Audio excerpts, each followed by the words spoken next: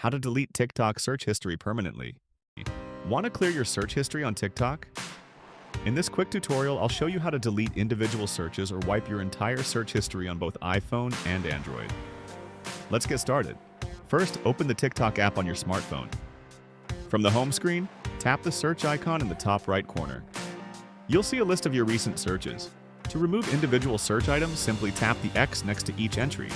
If you want to delete your entire search history, return to the home screen and tap the profile icon at the bottom right.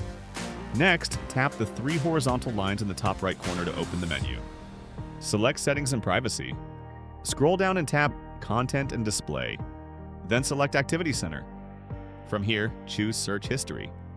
In the Search History section, tap Select in the top right corner.